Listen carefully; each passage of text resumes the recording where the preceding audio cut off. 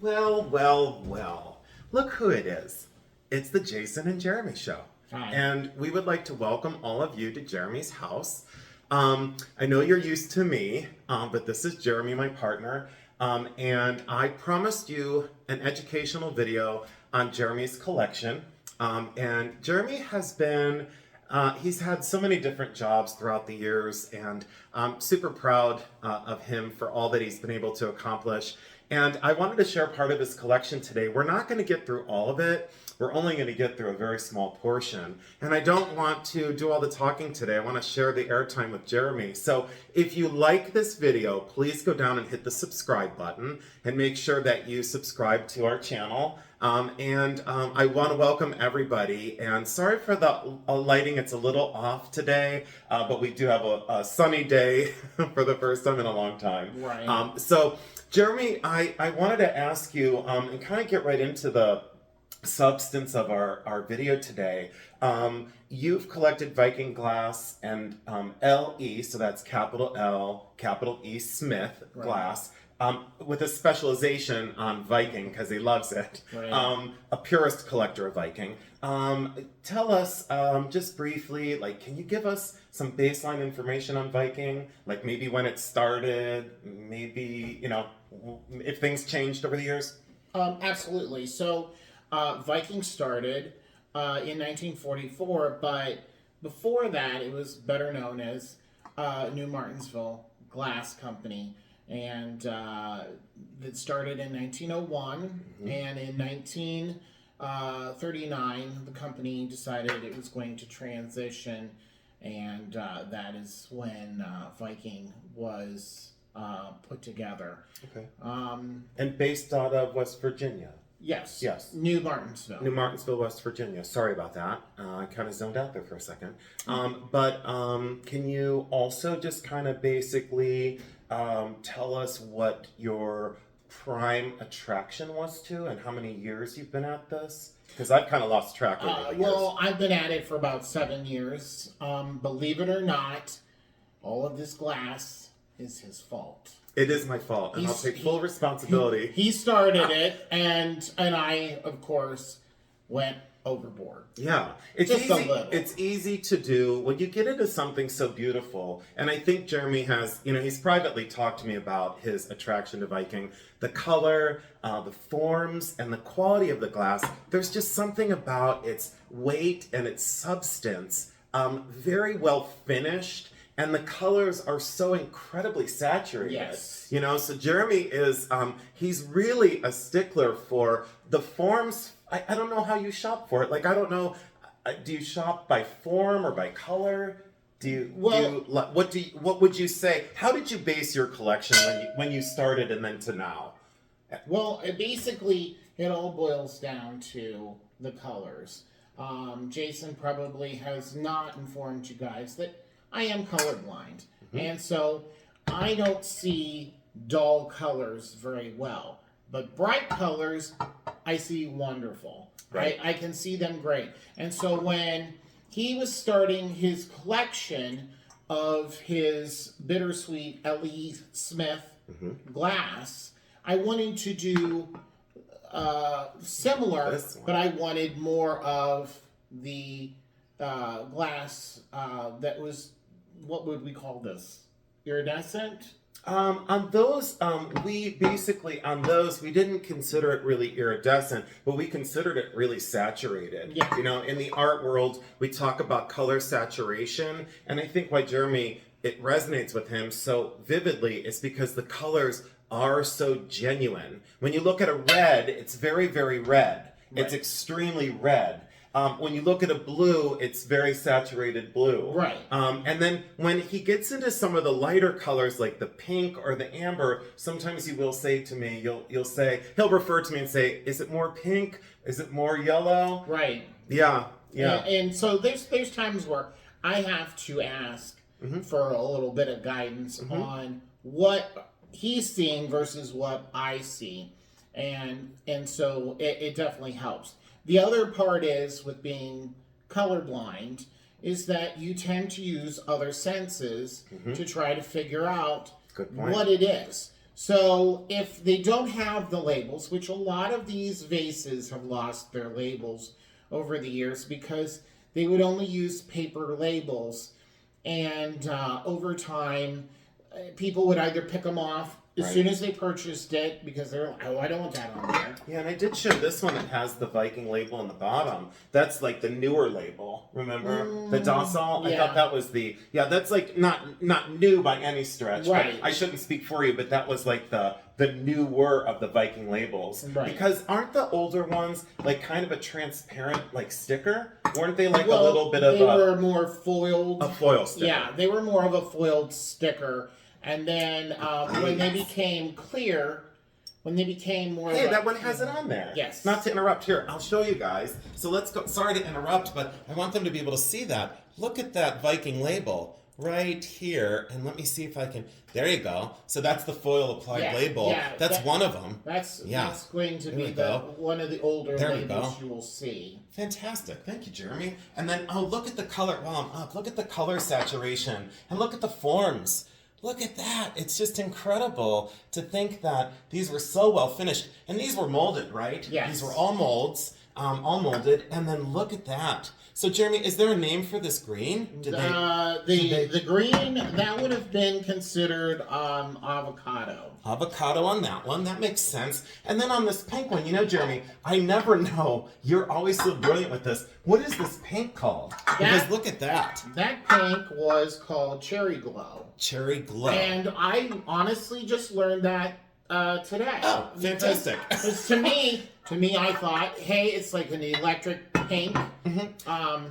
But once I started doing a little background check on stuff with colors, I thought, you know what, I'm going to go ahead and check it out. Look at that one. Look at the label on that one. And then this is the... Is this the compote? Yeah, that is the Viking compote. That is the six petal Viking compote. Okay. And Viking had two different types of greens. There was the avocado, and then there is the lime green. Okay, and look at the foot on that. Remember we talked about the foot, and we talked about the design of that before? Before we came on, we kind of covered that with the foot, with those kind of six evenly spaced, almost petals. Yes, it is a petal. Right, and then it matches the six petals on the top of that compote. So can you tell us, what would you think would be one of the more hard to find colors? What would you think? What would you come up with for, look at this, I can't stop, now I get so excited. Look at the 3 foot on that one, and look how gigantic this thing is.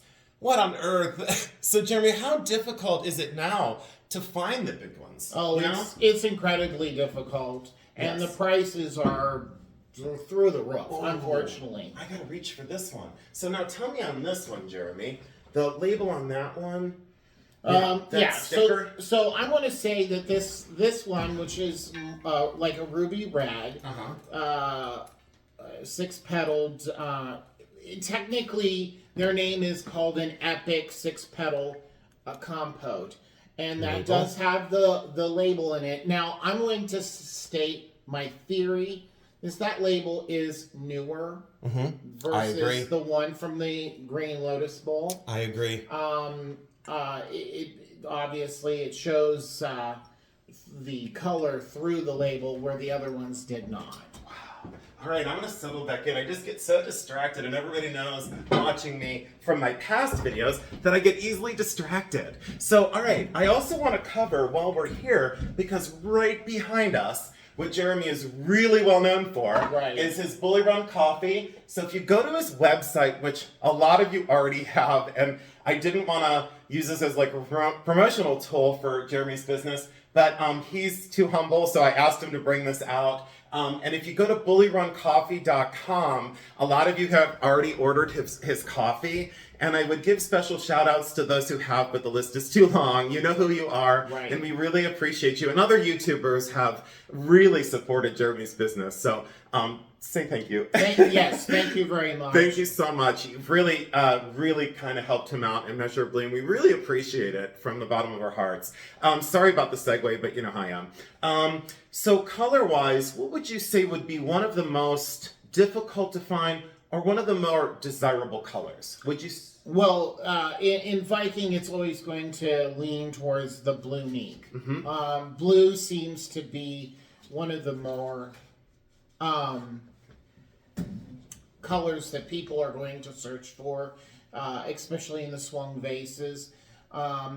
They're a little bit more rare than, say, the amber or even the persimmon.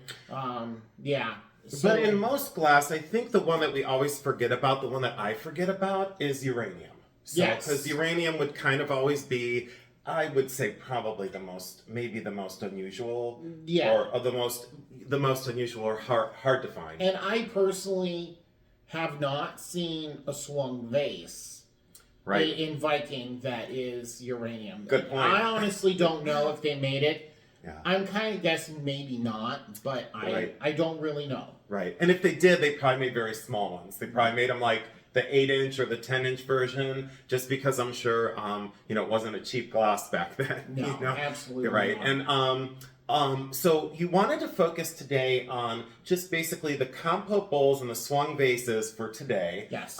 He has a very large holding of the Viking fruit, the paperweights, the mushrooms, and then he gets into, of course, more recently he got into finding the very difficult to find and very fragile annealed animals, that they're annealed and kind of manipulated by hand. Right. And those, again, kind of sit on a fence, as we all know, and again, rainbow and Viking, hand in hand. There's kind of an overlap there. Yeah, well, and pilgrim glass as well. Absolutely, yeah. Yeah. And so I have kind of absorbed so much of Jeremy's information that I hope I didn't make it about me at all, No. but I have a great tendency to get so excited when you are inspired as well, because it's refreshing to see someone who shares the kind of similar passion that when we go out, and we go out very frequently, it's nice to know that I'm not just dragging you along and that you've built this collection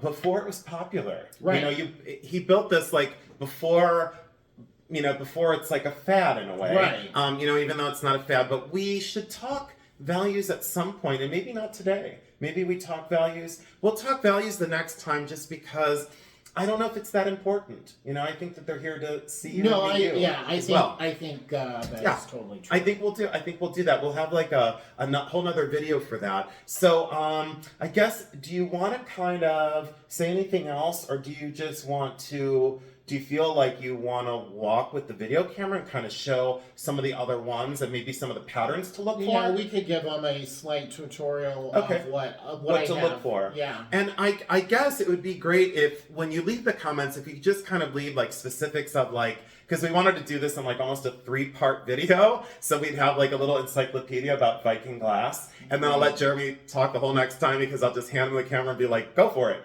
Maybe I won't. Who knows? Yeah. So, and if you enjoyed this, please let us know, because I would love to be able to do these in the future. Yeah, So. and we would be also able to give you the actual names of the different types of products that Viking made. Yep.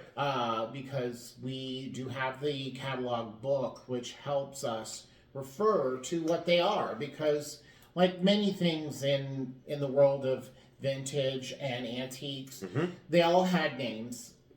But through all the years and people moving on and passing, things get lost. And so we just look at it and we're like, oh, well, this looks like a flower bowl. That's what we're going to call it. But technically, they all had different names. And so it does help having some notes and literature to go with. Well, it's a lot to remember. It's a lot to really remember. a lot. Yeah, and he's done it through the experience of having his hands on it, and he feels the glass. He really examines the quality of things. And yeah, it's just amazing. And this one I just loved, and I begged him to bring it on. But look how that pushes and pulls the light, and that surface is just so beautiful and so optic. Like a hobnail that then's like stretched and manipulated. Yes. Yeah, and this one's Ellie. Yes, Ellie this is Ellie Smith. Smith. I'll get back up on this one. Look at this. Like, what on earth is that? Look at the way the light travels across the surface of that. Talk about magic and delightfulness. incredible and gigantic, you know? This is like what dreams are made of when it Right. comes to this glass. And I think when we bought this, it wasn't very much. I mean, I No, don't know. it, This it, one, it wasn't. yeah. It wasn't very much. No. And do believe that Look at one that. was one of the first few that was purchased in the large Yeah, slums. yeah. Oh my! But look at the way the bottoms are molded, just so you can see that foot rim, just so everyone can see how they're put together. Know what to look for. But once you see that swung form on the top and that open mouth, almost singing, almost singing the praises of "Look at me, I'm absolutely beautiful." Right. And then the blue Neek one over here, if we were allowed to use that term on LE, but look at this one. Like, I got so excited about this. Jeremy, that's beautiful. Yes. That is so incredible. And this one's what, 28 inches maybe? About? I believe. Maybe 28? Yeah, I'm guessing. We You have know. a tape measure here. All right, let's do it. 20, oh, let's see here. 25 and a half. 25 and a half. Okay. 25 and a half. Not too bad. But incredible form and incredible color and really well thought out in craft and design. But again, so these were just manipulated by hand, correct? When they were swung? Yes, and so the term swung vase is that they were put on a stick and they were adhered to right here, as you can see where this one had the pummel mark. And they took it and they went like this, obviously down, but they swung it fast, which gave it this stretch. Do you have a picture of that? We do. Where's that It's book? on the back of this book. Okay, so look, so as he's describing it, I'll walk this up again. And by the way, can we tell them about this book, Yes. please? So this book is incredible, and Jeremy found this just a couple years ago. It's not that easy to find because I think it's out of print, but it's Viking glass, and it's 1944 to 1970. So Jeremy was right on the date. It's by Dean Six, I think. Let me see here. Dean Six is the author. And this is an incredible, incredible book to show. Let's just show the inside. Well, no, you want to show the back. So look at the gentleman who's altering that swung vase. So he is swinging that so dramatically that it's just an arc of light. He's swinging that on the rod, and he's swinging that swung vase to manipulate that top edge. So Jeremy, kind of point out like where that manipulates. And all the tops are always different. Yes. See how that is like manipulated by hand? And if you look behind Jeremy, there's a couple orange ones, and you can see the top of them are kind of like stalactites or stalagmites. So they're kind of really manipulated. And you can see that the gravity, gravity is what altered the top of that. So this bottom is molded, and then that top is altered by this dramatic and almost violent swinging action to create the top lip of that. But Jeremy, this book has really helped you, hasn't it? Oh, yes, I mean, absolutely. it shows so many of the different patterns and the different forms. It talks about the colors. It talks about the different, like divided relish, the candlesticks, the bonbon bowls, the boomerang bowl, and then these handled baskets. And Jeremy loved these very elliptical, very stretched, very dramatic, very large compote bowls. I think he has them in every color now. And he's very conscious of not repeating any of the colors or any of the sizes. And it's amazing that you can have so many. But I guess if you're familiar with it, you know what to look for. And then Tundra was one of the lines he'll talk about. But I'm not going to get into any of that right now because we'll leave that for the next time. And then I got really lucky at the flea market. What was it? Like 2 years ago, I got the jewelry tree. Yes. I bought the incredibly rare, because it's at my house, but an incredibly rare stand that looked like a tree. And then it held jewelry and rings. And I found it at Hartfield Flea Market. Yes. $30 or $35, Yeah, something and it like goes that. for a crazy amount, like $250. We'll get into values, and I kind of talked with him already, and I don't want to put words into your mouth for the next one, but he's really prepared because we've seen this when they were very affordable, and he built most of his collection, and then now we've talked about prices, and because they're getting harder to find, people are unfortunately inflating. Might be part of our fault. Yeah, it might be part of our fault because we bought so many for so many years. But they're inflating the prices and making them almost not affordable, and I think that's going to deter contemporary new novice buyers. Well, and it takes the fun out of it. It does. Part of everybody's thing about vintage items is they want to get a bargain. And so when they know they cannot get something very tall, even to this size, to where they're going to pay a couple $100, it kind of takes the fun, because you're like, do I buy this or do I buy groceries? Unfortunately, that is the where we're at right now. Yeah, it's all based out of some things in life are necessity and others are just decorative. And we come from a place of a good balance. You know, we make sure our bills are paid and then we have fun, you know. Exactly. But unfortunately, you know, there's some that money's, you know, not everywhere, you know. So, but what we'll do is we'll just kind of leave it there. Any other thoughts, though, before we walk around a little bit? I don't want to be too much longer. We're at like 20 minutes. Why don't we show them your bittersweet and my big blue? Okay, yeah. Give me 1 sec. Hold on. I'm just going to reach for this, and then we'll walk, though. We'll walk. So, hold on. So, Jeremy brought this up. So, this was, and again, I don't want it to be about me. What on earth is this big thing? Right. When I do it, I do it. I've already told you I'm completely obsessed. You have the Texas theory, go big or go home. I do. I have the Texas theory, and I love Texas, by the way. I actually wouldn't mind moving there. Look at this. It's 40 inches tall. What on earth is this thing? Look how gigantic. And the bottom of it is massive. But this is L-E, so capital L, capital E, Smith. L.E. Smith, and the color is bittersweet. This is just a marvelous thing. And I bought this, I want to say a year and a couple months ago. But I had to have it. And its form and its color. But thanks for letting me show that, Jeremy. I appreciate it. Because you know I love to steal the spotlight. Oh, it's so big. I need both hands. Oh, God. So, anyways, before Jeremy strangles me, just kidding. I want to thank you so much for your time. And I want to thank all the viewers for supporting this video and sharing it out. I'll pause it now because I think we'll walk.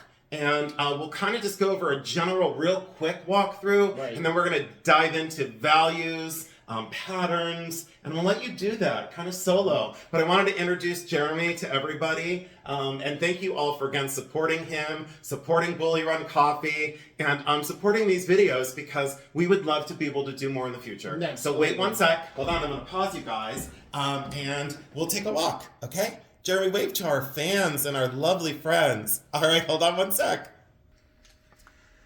Okay, so we're back, and these are 4 of Jeremy's very large SWUNG vases. Jeremy, what are we looking at here? So these L.E. Smith SWUNG vases, the first 2 are more of your diamond patterned SWUNG vases, and they're very extra drippy on the top. And then the other 2 are more of like a ribbed version of the L.E. Smith. These are more of a larger vases. They range probably from, I'd say, between 24 to maybe 29 inches in height. And great colors, great patterns. The amber looks really good with the diamonds, as so does the red. The green and the blue ribbed is very, very colorful, and that is what we got for there. Thank you, Jeremy. On to the next. So unfortunately, these are out of my reach because I'm tiny, but Jeremy wanted us to see these. So Jeremy, are we looking at Viking? Those are all Viking SWUNG vases, and they are, obviously can't see the bottoms, and we'll have them pulled out the next time. But they are all of this Vikings in black persimmons. We got some amber, blue neek. And I'm So guessing maybe beautiful. the avocado or the lime green in there. Avocado on the end. Yeah. Beautiful, Jeremy. Okay, we'll pause there. All right, so we made it over to one of Jeremy's 9,000 showcases, and this is just incredible. Jeremy, fill us in on what we're looking at. So this is a variety of Viking and Fenton and some L.E. Smith. We have the Epic Party Light that hold usually candles or tea lights. Kind of a crackle finish on Yes, those. some of them came in Some of them crackles, do. some did not. We have the unique, almost like a, what would you call that, Jason? A shoe-like candles holder here in the corners. Oh, yeah, those aren't those considered, are those, yeah, those are kind of swung. You're Yeah. right. So you have the matched pair. I never even noticed those, Jeremy. Look at that. And he's got the matched pair. And over here, sorry to make you dizzy, there's the other one right there. Wow. Yes. And then another compote. And then these are fairy lights, right? Yes. The So blue the neek. Blue neek, ruby. We have Ooh. green, and then we have the uranium. Here, glass. let's shut the light off on that one and make sure we glow. Boom! Check that out. So, Jeremy, you got the Viking uranium glass fairy light. Yes. Unbelievably cool. Good job. And then you have it in every color, right? Or almost every color. I believe almost every color. There's that basket too with the real cool Yes. kind of looped handles. That is called a Love it. swung basket, and so the Swung basket. handles are kind of like pulled. Look at the tips on these guys. Like, how would you think that that would survive time? I honestly Insane. could not say how that managed to Wow. stick around this. Incredible, Jeremy. And the color saturation. I'll back out for you. And then is this kind of blue right here? Is that more Fenton? Yes, those The- are Fenton hobnail Okay. swung vases. Wow. They're I think I have 3 of them total, and they're very Wow. What a very, treat. very unique. Look at the way he's got it displayed as well. Jeremy, so classy, so beautiful. I'm really inspired by your collection. Thank you. Even though I get to see it all the time. This is really refreshing to look. And thank you all so much for joining us. I think we might introduce the cats really quick. And then we're going to go to dinner. So I'm going to pause you real quick. And then, the cases that you've yet to see. Just wait until the next video. But hold on, we're going to introduce our cats. Hold on one second. All right, so we're back, and of course, we didn't really invite Mew Mew, but she decided to show up. Here, Mew, come here. Call Bert Mew. Come here, Mew. Here's Bert Mew. So this is our lovely, lovely, lovely Mew Mew Kittles. She's known as Mulan in real life, and there's her cute little cat face. Look at that cute little cat face. She loves her JJ very much, don't you, Bert? Mm-hmm. We love you, Mew. We love you, Mew. Go see Uncle Jeremy or Daddy Jeremy. Come on, Cat Dad. Come on, here's Cat Dad. No, don't kiss me. There we go. There's Mew. And then Morris. Come on, Morris. Here's Morris. Come here. Come here, bud. Come here, big cat. Oh, here's Morris. There's Morris P. Kittles. There's our Morris. There's Jeremy's best friend. Oh boy. And then here is sweet, kind, and loving baby Whiskers. Here, we'll add another one to the festivities. Here's sweet, kind, and loving baby Whiskers. And then oh no oh no, Mew Mew, don't attack the camera. Okay, Mew, come here. Oh, and then go ahead, Jeremy, pick her up when she yep. So little Morticia's coming, and she's Jeremy's new addition. Hi, sweet Whiskers, we love you. So let's turn up the light in this. Why can't we see? There we go. So there's the cats. These are our babies. Let me grab Morticia real quick. Come here, Tish. Come here, Tish. Oops. Let me put Mew down. You might have to bribe her. Okay. With Oh, I might have to bribe her with some treats. Let's hold and I'll go get her. Hold on. Okay, so we've got the last holdout was Morticia, and there she is. There's here, I'll put a treat over here so you can see her cute little cat face as she's completely chowing down like she's never eaten before in her whole entire life. But there's Tishy. There's our little baby Tish. We love you, Tish. You're nuts, but we totally love you. So I think we're going to leave it there. Thank you so much. Thank you all so much. Jeremy, thank you so much for your time. Absolutely. Thank you. And we'll see you all very, very soon. And Jeremy, we love them. Yes. We love you very much. Thank you, everybody. Good night.